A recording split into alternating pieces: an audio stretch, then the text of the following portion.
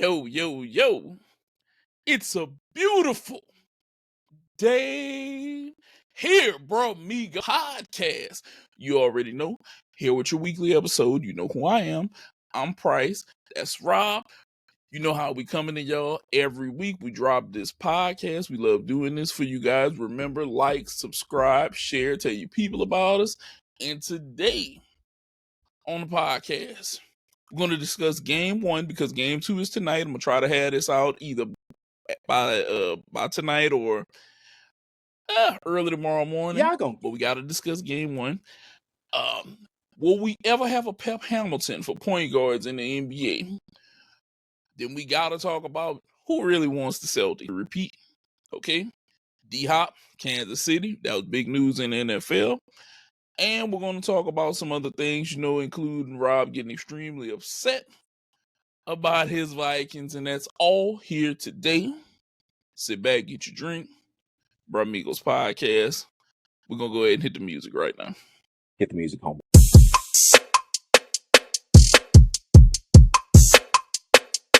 All right, Rob. What up, though? Leading off today, game one, World Series, Dodgers, Yankees, two historic franchises. Who them things? One of them had one of the first black players out there who was a great player, Jackie Robinson, coming off of the West Coast. All right. And then we had the great Bambino over on the East Coast. And the captain, Derek Jeter. All of those great things that came from off of the East and the Yankees. Game one, Rob, what did you think? And then I'm going to go ahead and tell you what I thought. Yeah, man, I loved it. I mean, you had basically Stanton hitting monster shot basically to hit that go-ahead home run early on. And then you had basically like a great game overall. A lot of movement on the base pass. Shohei had a few hits. You had a lot of great action within the game itself. Tommy Edman, shout out to you, my boy, former Cardinal. I mean, he basically did his damn thing as well. But even though he had that error that basically, kind of extended the game. But that is neither here nor there. Nah, man, shout out to Freddie Freeman pulling his best Kirk Gibson impression by basically hitting a monster game-winning grand slam, the first in MLB history to have a World Series grand slam walk-off. That was absolutely amazing. One pitch, and I know people are basically getting on Nestor or Aaron Boone choosing to have Nestor Cortez pitch after not pitching for a month. We are planning to basically add on to that. Aaron Boone, what the fuck are you doing, dog? Like, this is... granted, he did get Shohei on one pitch, and everybody was like, Shohei's going to come up to bat. The announcer was like, this game is going to basically come down to him. Like, he's going to be the guy that's going to do it, and one pitch fouls out, on the left field line, dog. Like, it was crazy. And then the very next pitch, after basically they intentionally walked Mookie Betts, Freddie Freeman hit it. It was crazy because he ain't really got no wheels right now. His legs are hurting. Like he's injured basically. If the World Series wasn't going on, he'd be getting like recuperation surgery, something. Oh yeah, major treatment. So yeah, no, I loved it. Can't wait for game 2 to come out tonight. What you think? How'd you like it? No, let me tell you something. Him sticking Nestor Cortez out there, I'm gonna say this. Mike Tomlin made a great call with Russell Wilson. This Aaron Boone was a fuck up of a call. Oh, yeah. This was the worst thing that could have happened. And I'm also say this. They let their guard down too soon. I know you don't see, not everybody, because some of you guys who are not really into baseball, you're not going to see the power because you didn't see a standing up there. You didn't see a judge up there for him. You didn't see Otani up there. You didn't see Betts hit it. You're thinking Tommy Edman is coming up, bases are loaded. I don't really have to worry. I'm not completely sold on him killing me right now. And he did. And I'm going to say that they let their guard down. They got comfortable. They said, hey, we're going to take this and we're going to steal one in LA. He didn't steal it. Mm-hmm. They kept the advantage. And I will throw this out right now. I'm calling it Dodgers in 6. Oh, Dodgers in 6. okay. Because you're gonna go 2-3-2. They're gonna steal one. They're gonna steal one up there in New York. That field is short on the right field wall. Mm-hmm. I think Shohei is gonna do. I think the Dodgers are gonna figure out how to do some damage. Okay. While they're there, they're gonna steal a game from them. But I do see Judge and those boys, those big bats, putting up a fight for at least 2 games and making, because the other night it was a fight. It was a fight. Mm-hmm. I'm not gonna lie, but I'll say this. I think that they deflated them a little bit. Yeah. I think they hit the balloon and they took a little air up out of the Yankees, and now you're looking, because you had Garrett Cole pitch the other night. Yep. And you just knew Garrett Cole was gonna hold them down enough for you to eke out this win, and it didn't happen. And that's a tough one. Yeah, it is. That's a real tough one to swallow right there. Yeah. I can't. I'm trying to think of the best way to describe it. Let's see. Let's see if we can see. Who's starting pitching tonight for them? Let me see. It is. I know this is great podcasting right now. But it is. Let's say that it's pitcher 1 versus pitcher 2. Rondon versus Yamamoto. Dodgers can win this tonight.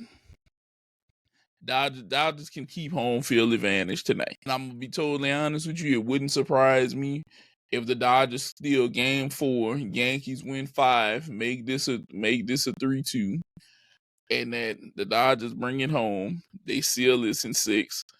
Shohei gets his ring. Perfect ending to an incredible year for him. And then we get to see if he's gonna pitch next year. So I'm gonna say this. I'll basically say that this series is gonna end in 5. And I ain't gonna say got them going in 5. I got the series ending in 5. Whether it's the Yankees winning 4 straight, or it's the Dodgers basically winning however many games 4 straight. They might sweep, because you're right when it comes to this victory being very deflating, with basically a lot of emotion and the Yankees pulling up their best shot. Like, I don't see this thing going more than 5. I really don't. Like, I think that either they gonna basically nut up or I think the Yankees gonna either basically say, all right, we gonna just run ram shot over this. Aaron Judge is gonna go full fucking destructo and basically hit everything out of the park, or Soto's gonna do it, or whoever, Austin Wells, or somebody else gonna basically do this, and then basically end this series quick. I don't see this series going that long. I don't see this being as long as what people want, and I just see this series ending in 5. So I say Dodgers in 5. I just to basically put a team out there, I say Dodgers in 5. I'm gonna say this. That was the worst way to lose a game to me. I'd rather be getting blown out. I would have rather, if I would have lost 10-3 and knew I was gonna lose, than to lose like that. Mm-hmm. Because that's an unforeseen. Because think about it, in your head, you told yourself, look, I got past Shohei. Betts can't do it to me because I got a base. I'm gonna put him on base.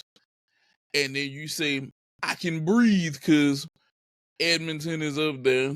I'm not as worried, and he does it to you. It was just a heartbreaker. It was a heartbreaker. But I do have Dodgers winning again tonight. Roll down. I don't see this. This is 2 pitchers who got high ERAs. Mm-hmm. They both have kind of high ERAs, but I want to say Yamamoto won whenever he started in the playoffs. I want to say he's 1-0 right now in the playoffs.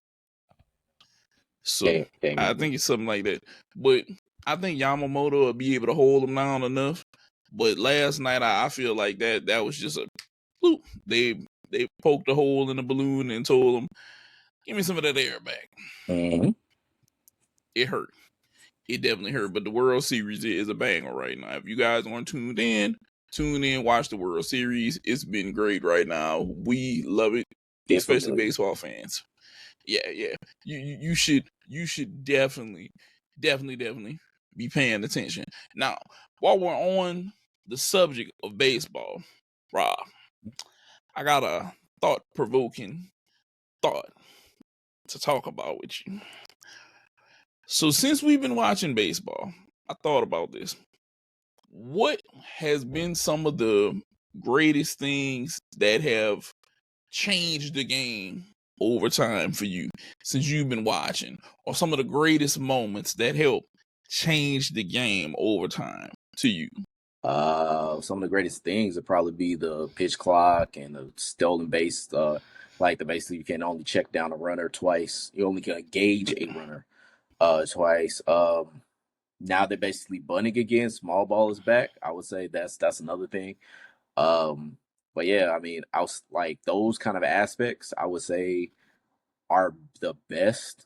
What you got in mind? Like, what are you thinking? Okay, so outside of rule changes, what did you see that you think affected people, like lineup wise or things like that? Because one of the things I think about is whenever I think about relievers Mm-hmm. back in the day, I used to think about guys who had kind of highish in stuff. Mm-hmm. They were more breaking ballish pitchers. Mm-hmm. It was we're gonna say more east or west Okay. back in the day. But now when I look at guys and I think about some of the guys that have come in and gotten old as I've watched this, Mm-hmm. I think about like a Rawless Chapman. Okay.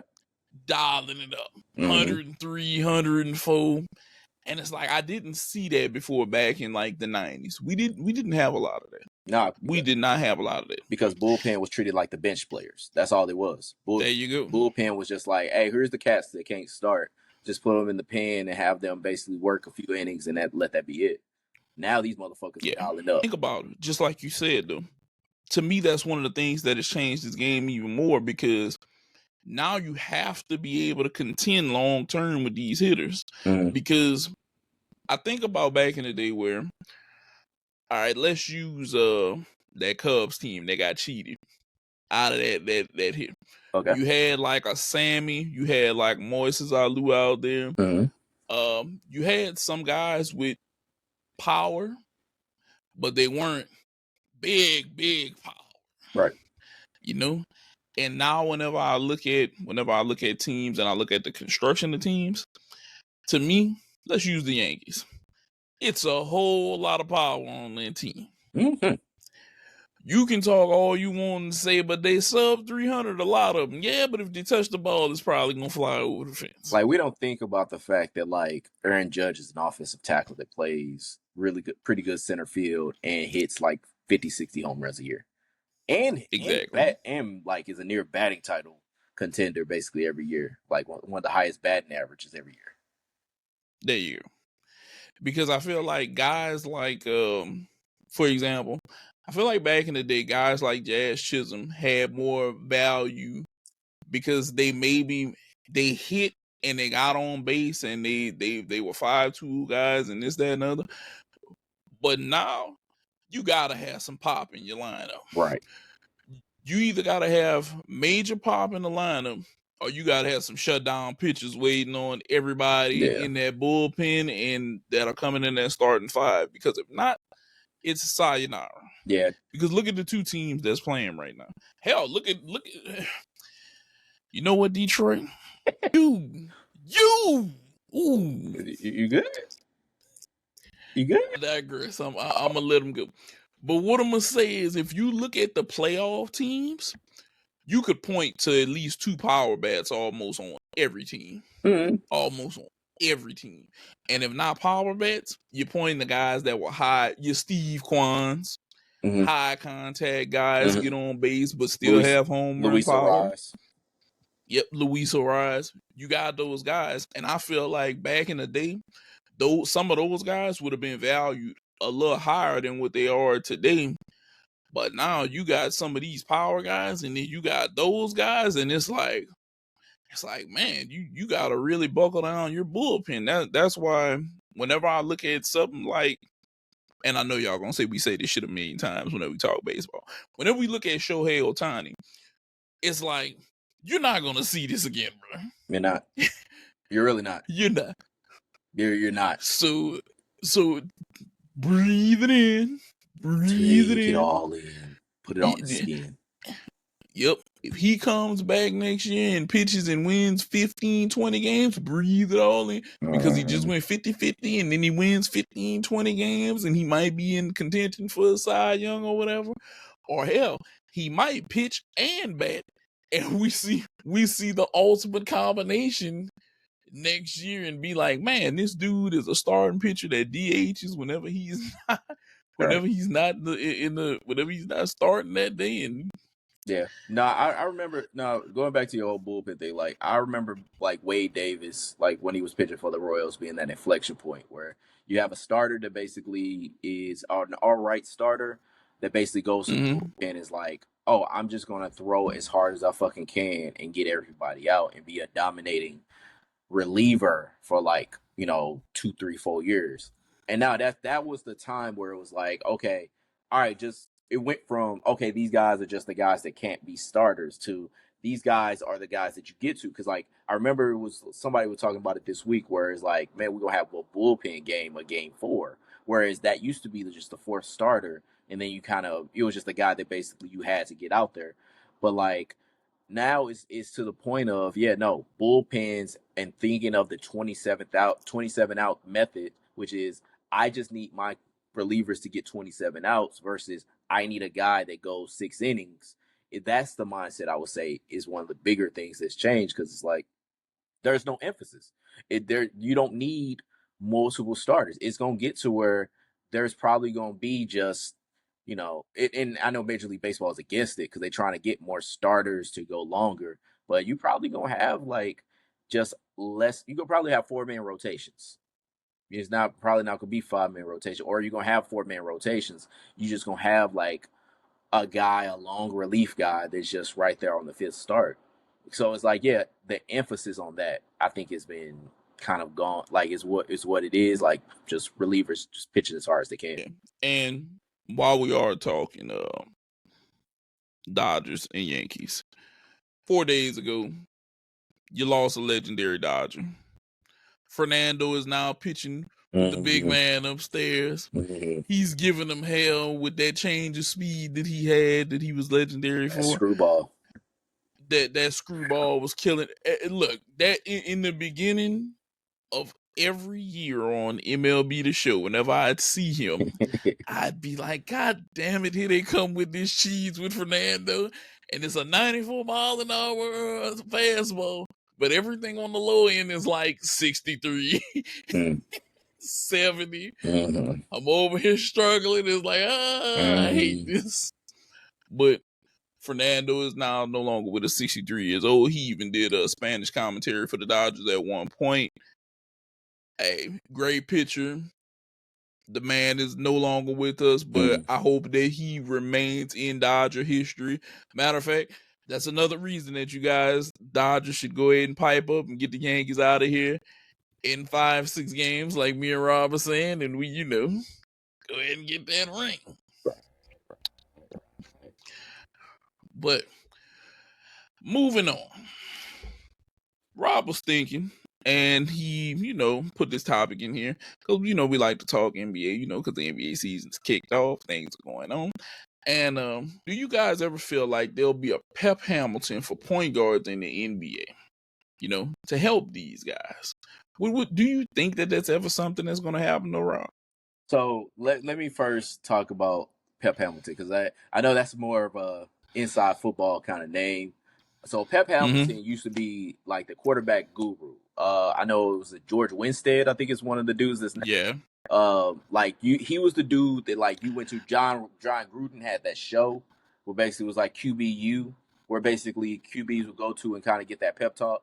That's what Pep Hamilton was. So like Pep would basically be the dude that if your quarterback has some trouble, you go take him to Pep. Pep basically runs him through like some kind of stuff, and then basically he becomes a better quarterback.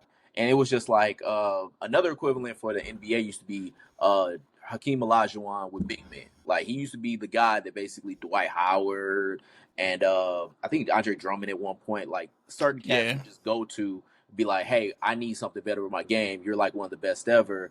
Can you help me? And so like I was thinking about the fact of with LeBron and certain players that have voiced that their team needs somebody that basically can run the offense so that playmaker can basically play off the ball, because LeBron's very much ball dominant, one of the best passers in all of NBA history, but very much ball dominant, forward. And so he, his voice like, hey, I want to basically play more off the ball, but I need somebody to control the offense. Part of that is he don't like always who the person is that controls the offense, so he eventually just does it already anyway. But be that as it may, I was thinking, like, could there be somebody that NBA players basically went to, like, to get that tutoring of, or even NBA prospects to get that tutoring of, here's how to be a point guard. Here's how to run the offense. Here's how to get your playmaker going. Here's how to do this. Like certain intricacies that they can put in their mind that says, I am going to be a better point guard, not just a scorer that's shorter than all the other cats. And so I remember you said, Nate, like you had some names that you thought about. So, like, who are you thinking about as far as like a name or two or three or four, like that basically can be that kind of Pep Hamilton type? So, I was sitting here whenever we talked about this, and I've been thinking the guys who I feel are going to be the guys that are going to help with this are some of the guys that are currently in the league right now. Okay. And some of these names, some people may or may not agree with. One name I'm going to throw out is Chris Paul. Okay. Chris Paul, yes, he's a bit of a ball dominant point, but he's a general. He's a floor general. He's going to come out there, he's going to run your offense. And the reason he's one of my names is because I lie him in the area of traditional point. He's more of a traditional point. And I feel like that's actually something that he needs to transition into, because opening the night, he had like 4 boards and 4 assists, okay? You're supposed to be there to help Wemby. Look, bro, I know you're looking for the ring. I don't know what you doing. I don't know if you're thinking you're going to have another bounce back year like you did in OKC. It's like, though. Look. I need him to do something, Rob. Okay, I need him to do something. It's San Antonio fans I've already heard piping up saying, I don't know why they got his old ass out there. And I'm like, look, I don't know either. I mean, they'd be all right. They used to. But he's one of the names. Another one, and I think this is one of the ones that people are going to say, we feel like you're veering away from what a point guard should be. Okay. One of them I'm going to say is Russell Westbrook. Okay. And I'm going to explain why. Okay. Russ can get his team involved. Okay. Okay. The problem with Russ lies that he never was a good shooter, but he has what I like to call point guard motor and high end will. Yep. He's going to do as much as possible to A, help his teammates, and B, help the team.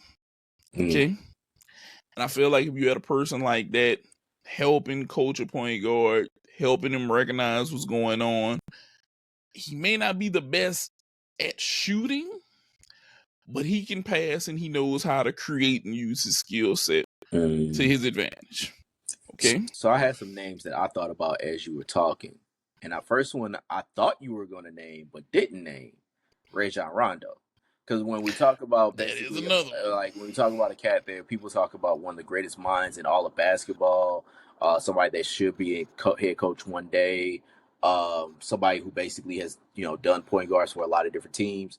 That's the guy that I was thinking you were talking about. Another one was George Hill, because of how much depth that he had, where basically he's always been the dude people sought after, kind of like Andre Miller, who would be another name that I could say be that good point guard that basically you bring in. A name that I thought of that I think would try it and fail at it is a person that I literally just named as somebody that really wants point guards, is LeBron James. I think LeBron James would be because LeBron James has an incredible basketball mind, and absolutely cerebral. If you ever watch his stuff with JJ Redick, absolutely incredible basketball mind. Could probably be a coach one day if he really wanted to.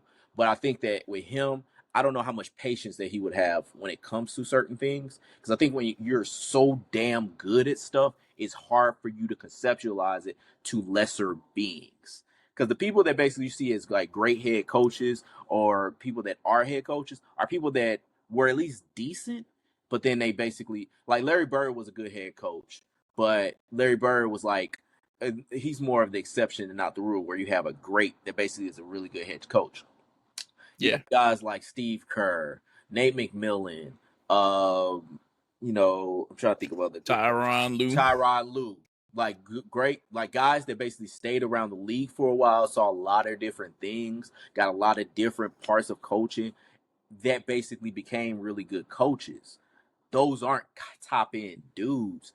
Magic Johnson failed at this shit because Magic Johnson, that's not him. He's a guy that likes to It isn't. be more of a shower, not a teacher.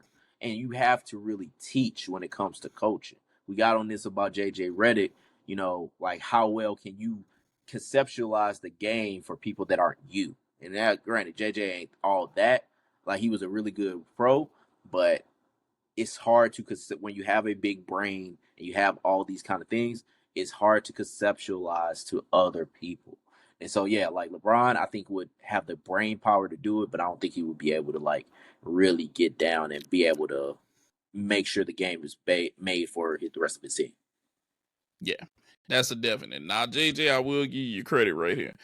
The Lakers went down and you went and made rotation substitutions and had your rotation right, which is something that David Blatt did not do. So hats off to you whenever y'all won that game. And I'm gonna just throw this in there real quick. Anthony Edwards is dirty. He was dirty for what he told Bronny. Did you hear what he told Bronny? You only been out there 3 minutes. You don't need a shower, boy. I mean, he's not wrong. I said that, but I was like, look, and that could just be vet on rookie, drama. But no, he wasn't wrong. I mean, he didn't do all that. Yeah, he really didn't. He really did. He really, really, really did. But I heard that they're supposed to be, I think, sending him to the G League to help develop, which is something I think he would need. Yeah, he's gonna go back and forth. I think they said the road trip that they're on, which goes out to the 6th, that basically he'll stay on that road trip and then go to the G League after. Which I think that's perfect. I think he needs to play. He needs to play a lot, and he's not gonna play a lot on the NBA level. He's not ready for that. So like him going to the G League where he can at least get some seasoning and playing. Hell, if he does go somewhere else, if he goes international, I think that'd actually be great for him too. I think him going to Spain or going to like Europe would have probably been better for him than basically going to the G League. But I think him going to the G League is better for him than just staying on the Lakers bench and waiting to get playing time as the 10th player or 11th player on that rotation. Yeah, because I think what happened is the Lakers see that Dalton Connect is going to be very, very, very valuable to them. And they were like, okay, cool, bro. Like, let's not take your going to have to shift down. Yeah. Let's not take this from him. Yep. Let him go somewhere else, excuse me, and, put on. But, hey, it is hats off to him. He did it. He had his father moment, his father-son moment with his dad. And yep. Yeah, no, that was absolutely terrific. Can I ask you a question though? What? Do you think just to switch gears for a little bit, do you think people want the Celtics to actually repeat as champions? Hell no. Because I've been thinking about this, and I'm with you. Like, I've been thinking about like the fact that when it comes to the Celtics, like they're the champs, you got Jaylen Brown, you got Jason Tatum, you got all these cast of characters that are good guys, especially Jason Tatum, 314 stand up, representing. But as far as a team, like it's like of the past champions that we've had, like the Nuggets, the Lakers, all these different teams that we had, is there anybody that you could think of that people have wanted less to repeat as champions than the Celtics? Oh, and I can tell you why people don't want to see the Celtics repeat. People don't want to see the Celtics repeat because they feel like that team has been stacked up for a while and it was one of them, they just need to break through type things. And now they're going to be without Porzingis like half the season again. So we're right back where we started at the beginning of last year. The difference is this, though. And it's going to be a person who's going to be, I don't like to hear that because it happened for this team. But let's be real. I consider the same run that they had is the same type of run that the Warriors had whenever they won their first championship. A lot of shit went your way. Yep. So, like I said, I'm gonna start. Halliburton got hurt. Donovan Mitchell got hurt. Brunson, first of all, Brunson got hurt, and Randall already wasn't out there. Like literally, the top scorer on each team, if not the second scorer on each team, was hurt for each series that they played. Everybody went down. Jimmy Butler was. Everybody went down that could have stood in your way. Now, here's the catch to that. If the Celtics want to prove something, they need to go through everybody healthy right now. If they were to go through everybody healthy and repeat, we just gotta accept what happened. But I won't necessarily accept it all the way because one thing, Paul George is already out. And out for the Sixers. Yeah, they're already down. Okay. They're down. And I hate to say this, and Philly fans may not want to hear this. Y'all window is, to me, the size of a quarter. Okay? It's crunch time. Okay? You got a superstar, upcoming young guard. You got a all-star two-way guy, and the big man can't stay healthy. He just can't stay here. We trusted the process. The process work a little while and it go bad and they need to go lay on the table and get all kind. It's too much with him. He makes me look at that MVP and say that you won that, but your availability is nowhere near as good as that guy in Denver. It's nowhere near as good as that guy in Denver. Because that guy in Denver is going to go out there and he's going to play night in and night out. And no matter whether you call him a fat tub of lord or he don't do this and he don't do that, he's there. And look, the best availability is being available all the goddamn time. Right. That's it. And you can't win with Embiid not being available all the time. Because my young guard has got to put on a show. The other night he had like 25, 26 points. And it's like, oh, where's his supporting cast? Injured. So he's out there by himself. And now, guess what? If he gets in a groove winning and then y'all come back, now the playbook has to change.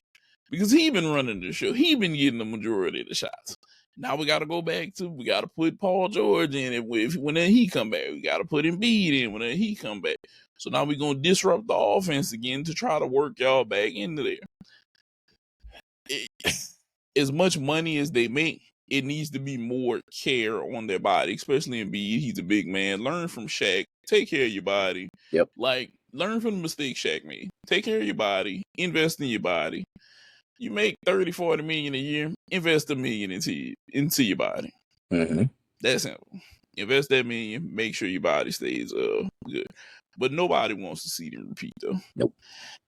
And the other thing is, a lot of people are looking at the West probably to win this year.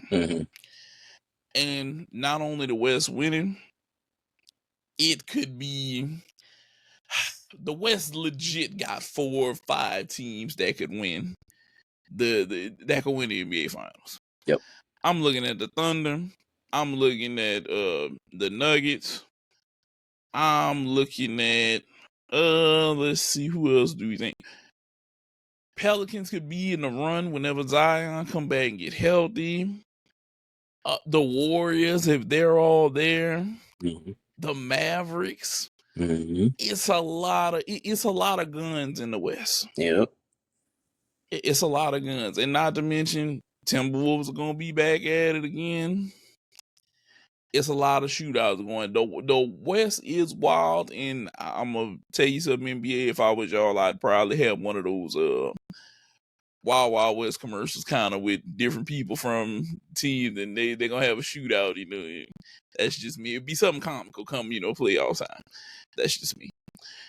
But while you're talking about that, I went ahead and pulled up something while we were sitting there talking about that. And the odds, they actually have Boston favored to win this year.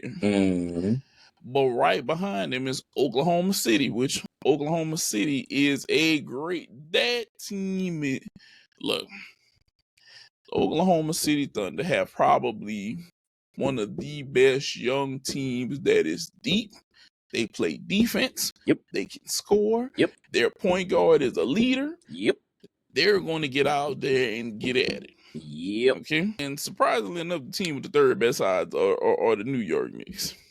Knickerbockers. Didn't really expect them to be that high. I kind of see why though. Yeah. Yeah. But I will say this cat has to get himself better integrated. Brunson has to figure out how to get him in there. Not Mikal Bridges, the other Bridges. No, it's Mikal Bridges. Yeah, that is Mikal Bridges. He gotta fix that shot, dog. he gotta fix that shot, dog. It gotta happen. I don't know how you gonna do it, dog, but I think you 0 for 9 the other night or something like that. Whatever they did to retool it, they need to fix. They need to break that shit and fix it back like that. Unfix this now. Yana, fix my shot. Yeah, look, it's one of them things where I thought you were fixing it. How did it get worse? All right. Now it might be him. It might be him still getting accustomed to the new shot, or so whatever it is. But they said that motherfucker basically had that picture of him next to Bill Wellington. I was crying. Oh no, it was it Ben Cartwright? Whoever. Yeah, the motherfucker that had the Bulls player that had the long ass. That was Cartwright. Yeah. That was Cartwright, but that shit took forever. People could go out there and start their car and come back, and you still don't be shot the ball. But yeah, the Celtics aren't people. I don't think people really want to see them come back.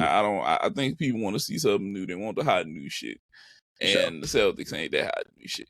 Now, with that being said, I want to kind of look at a little bit what's going on into the NFL. So, you know what? Before we go into the NFL, we got one other thing NBA that we need to talk about. I think that we got to talk about this. What are some moments, Rob, in the NBA that you feel like it could be moments or people or things that people did that helped change the NBA over time? I would say a lot of black dudes smashing white women to make Jalen's change the NBA greatly over the last 20 years. Like, you have every variation of Jalen that you could pick from. If you want a Y Jalen, if you want an I Jalen, if you want an LEN, if you want an LIN, if you want an L2Ns, like, you have so many Jalen's that you could pick from. I think that you could basically have your people. Now I'm fucking with you. I would say that, the Warriors, everything that they did as far as 3-point shooting and that spacing out and basically shooting it from absolutely every and anywhere. That has been the key for the last, I would say, decade. That part of the game, basically them doing that. I mean, that you can't really look at too much more. Everybody else has kind of been about the same. It's still basically a lot of pick and pop, a lot of kick, driving kick stuff. But yeah, that's the one thing I would say. So I'm gonna go one step above that. People buying in on the analytics of the shooting. Yes. They have bought in on this so heavy that this is why corner three is being shot so much. They're shooting more threes. Hell, even you got JJ Redick. We need to shoot more threes. Yeah. And it's like, do you really? Because I watched LeBron jack up threes the other night. It took him to the fourth quarter. And it's like, do you want him to shoot more threes? Because if you fine with it, because I remember at one point, Phoenix backed the hell up off him, and it was like, if he knocked this shit down, he deserved it. Yeah.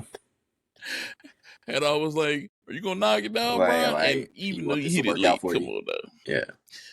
Yeah. So what go ahead, sorry. No, you can go ahead. No, so what I would say, something that should happen, and I think for both the men's and the women's leagues, they need to widen the fucking court. That is too much. That shit is too fucking impacted. All these cats, men and women, are too damn big to be in the space that they basically have them in everything is so damn constricted. There's no ambiguity that you could really have. The mid-range game needs to come back, people. You need to have middies. We are missing middies. We need middies. Widen the court. You need what, and I know the owners don't want to do that because that's less money, possibly because that's less seats. But the thing about it is, we need more middies. Everything is too congested. You can't really get you can't really do much to basically drive and basically get a guy off on the ball and basically like drive to the hole and really do something. Everything is too damn congested because everybody's so fucking big now. Widen the fucking lane, widen the courts, dog. And I'm saying that for men and women. It needs to be for both. I think if you did it a foot total, 6 on each side, I think that would help. I think that would help a lot. It doesn't seem like a lot, but if you added a foot just in width, and it was 6 on each side, I think that would make a difference because it would make a difference on that corner 3. Yep. It would make the amount of room that you have on that corner 3 different, and it would make things a little bit harder to cover because even though a foot, it's only that, but it could make a difference. I'm telling you, yeah, I think that would really make a difference. That would really make a difference. But whenever I thought about this, the analytics was the first thing that came to my mind because they buy in on this heavy now. Yeah. They love the analytics. And it's not just the NBA. The NFL is starting to buy in on this a lot. Every sport. Hockey, I don't even know if it is. Like, y'all, look, if y'all know somebody that fuck with hockey, tell us. Let us know. Put it in the comments saying that they really like big on analytics because I don't even know what hockey analytics are. But like, yeah, like every sport is really big on analytics and really like head first into it. And I'm like, that shit don't make no sense because we're too unpredictable as humans to basically have analytics be the emphasis. It might guide you on where you may need to go, but the way they pay people doing it, like they just do the shit blind, and it's like, nah, bro, no. They've lost the field test and stuff. They've lost the feel and eye test at certain things, and they dependent upon, hey, let's do what the analytics say. Let's do this. Let's do that. And I can understand some of them. You may that may be how you want to rock, and some people may not. But it is what it is on that one. Now, with that being said, now we'll change gears to the NFL. And changing gears to the NFL, baby. First, I'm gonna start off on a very happy note. Before I let Rob go off, D-Hop to the Kansas City Chiefs. Don't it sound like money to me? In the nick of time, whenever Patrick Mahomes needed a receiver to come out there and help out, a hero, they made the move on DK.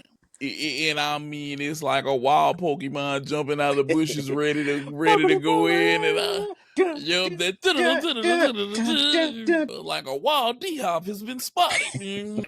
I think that this could be major for them. This could be a game changer. This could definitely help them on the way because they're probably, hopefully, I don't know if for sure that they're going to get Rashee Rice back, but if you do manage to get him or Hollywood Brown back, along with D-Hop and developing Xavier Worthy, you could definitely do something. And Travis Kelce is still there. You know, he's trying to get his life together. You know, too much Taylor Swift is probably was getting on him right now. And Kansas City making that move, I was like, yes, Patrick, yes, get him a target. Yes, get him another target. Help him out.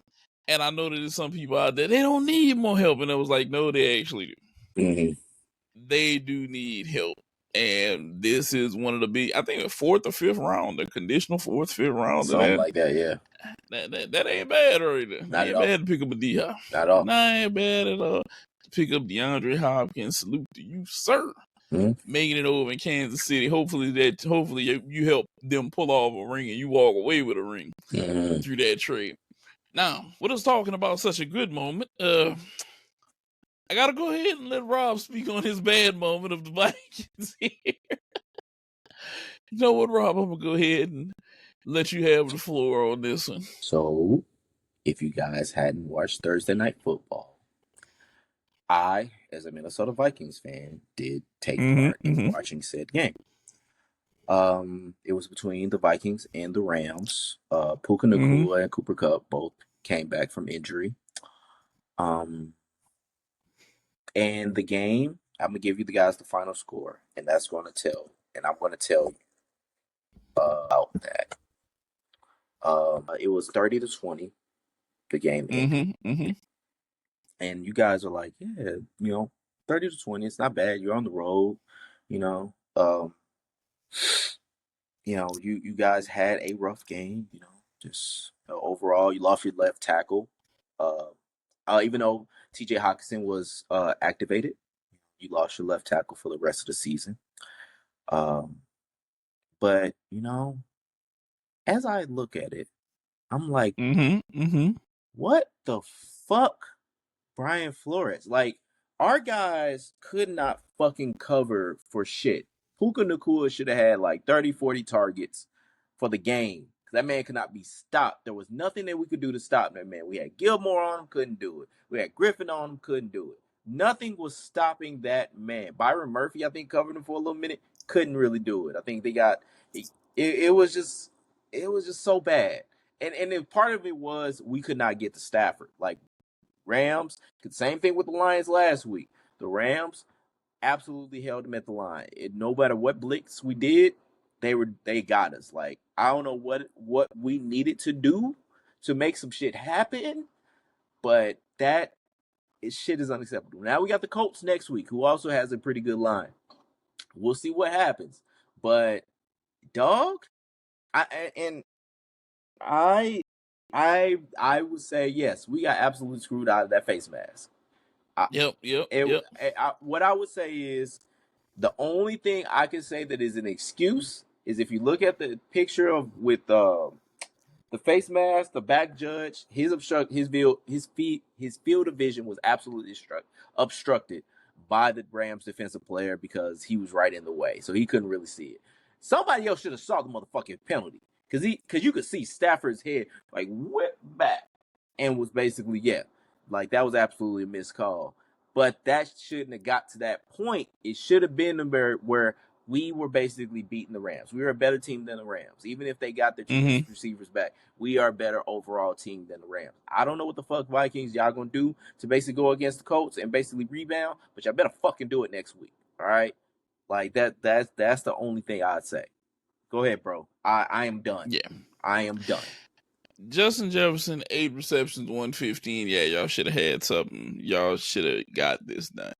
But I thought that y'all had it for a second, dog. I ain't gonna lie. Whenever y'all were up 14-7 in the first quarter, I was like, man, Rob Vikings, say, look. Yeah, we bouncing back. I thought it was gonna be business as usual. Like 6-1, that's where we at. But lo and behold, these niggas didn't like it that way.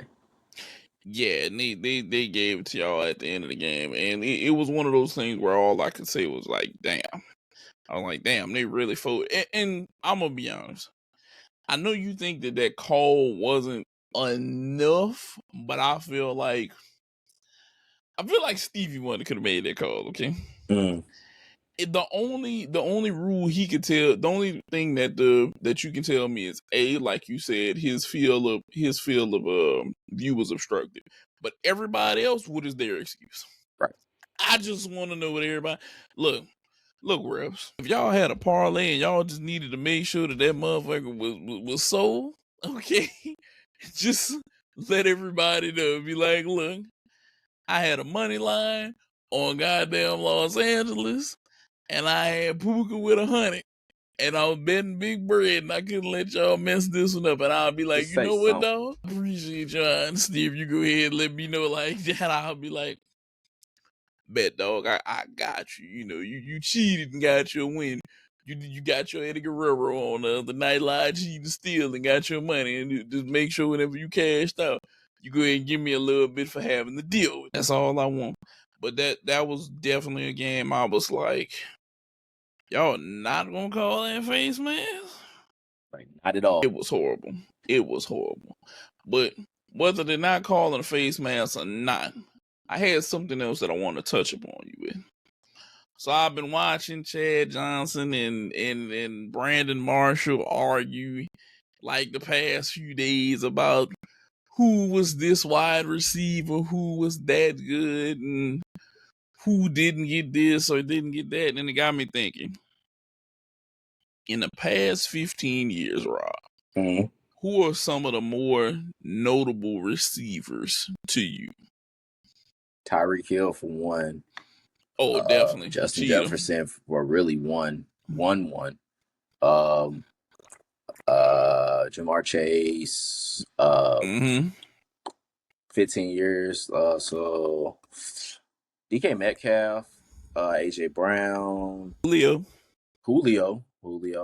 Yeah, I remember seeing Julio when they went to I remember he was in that game that they had what was it 2009 at LSU. It was Bama coming to LSU, and that was the loudest place I ever been in. I remember when he ran that bitch back, like it was deflating. So it became not. But when they blocked that kick, yeah. But now, yeah, overall, yeah, those who I'd be. Who would you think? I feel like we leaving out like Megatron. He was there past 15 years, I want to say. Bills. Dang. Now, Andre Johnson. Right. Hall of Famer. Andre Johnson. Yeah, Andre Johnson, definitely. Me and you talked about this guy at the beginning of the show, and this is the guy who made me think about this. He was a tried-all drug smith. Josh Gordon. Yeah. Josh Gordon was amazing. His 2012, I want to say that was 2012, 2013 year. That year was amazing. He had like 1,600 yards or something like that. He was out of his mind. He just couldn't leave the drugs alone. I can't leave it alone.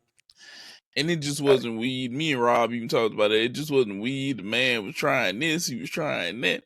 But damn it, I don't know what it was. When he got to the field, it was on. Dog, that man was like, I would trisexual when it comes to drugs. I would try anything, whatever you got, I want it. That man was everywhere like air. It wasn't just weed. That man was on everything. I'm trying to think of my boy from New Orleans who had a great run with Breeze while he was out there. Marcus Colston. Yeah, Marcus Colston. Michael Thomas. No, Michael Thomas. Yeah, Michael Thomas was the one. Marcus Colston was all right, but Michael Thomas was the one. Slant man. No. Yeah. Slant man. Yeah, he definitely was cooking. You know, another guy who catches mine, I think about how good he's kind of still is, and he's very effective. Stephon Diggs. Oh yeah, former Vikings. Stephon Diggs. Yeah, Stephon Diggs is definitely still really effective. Who else? It's some of them who come to my mind, and then there's some who, well, I'm like, not really. I mean, Mike Evans. Mike Evans. Yeah, Mike Evans. Yeah, Mike Evans has always been a dog. Oh, Odell. Oh yeah, Odell's heyday. Odell was immaculate. Odell was immaculate. He was another one riddled by injuries at one point in his career. Yep. It just was too much. It was just too much for him. I'm trying to think if who San Francisco may or may not have had.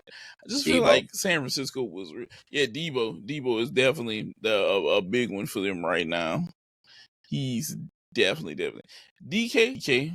I can't remember we mentioned DK. DK is up there.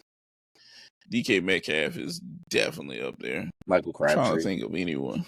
He was nice. Michael Crabtree was nice. He just wasn't what we thought was coming out of Texas Tech. Yeah. Texas Tech, Michael Crabtree was elite. Oh yeah. Like he just wasn't that. He was another level whenever he was that Michael Crabtree. Okay, he really was another level. I don't know. It's a lot of guys, and I know somebody's probably gonna be like, "What about B. Marsh?" I don't know. Brandon Marsh. You know what halted Brandon Marshall's fucking career to me, bro? Him being there for all of those damn quarterbacks. It was a lot. That's what killed his career. Because as much people can say what they want, the guy throwing the ball has to be at least decent. Right. Okay? He has to be decent to make you look super effective. Okay, and if he's not decent, it is what it is. Recent ones we can talk about: CD Lamb. Mhm. CD's really showed out. I just think I don't want him to have Antonio Brown syndrome happen to him where you feel like he's too much for the team. And that's another name. Antonio Brown had a great stint, especially whenever he was in Pittsburgh. He was freaking ridiculous. Right. He was the man. I remember I was talking with somebody, and they were like, "What if the Steelers could have him right now, and he was in good shape and production ready, and Tomlinson could control him with Russ and what they do?" I said, if he could get out there right now with Russ and Pickens, I said, I damn near tell you the Steelers probably going to the Super Bowl with what they did last week compared to what they've been doing. They could be amazing. It could be amazing. That team could be truly, truly, truly amazing.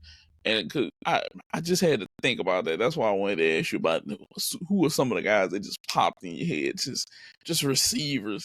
Because I know the quarterbacks, but the receivers, they gotta catch it, dog. They gotta be able to catch it.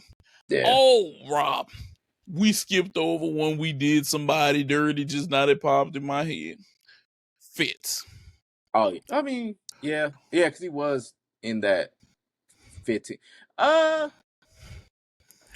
His heyday. Let me see, because Larry Fitzgerald's heyday wasn't in the time period. You said 15 years.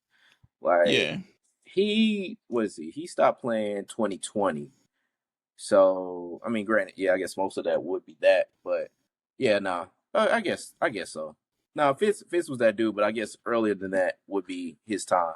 So, but yeah, okay. Yeah, Fitz was ridiculous, dog. I remember watching him, and I was like, dude can't be stopped. Yeah. He can't be stopped. It was like, what are you going to do to stop him? Nothing.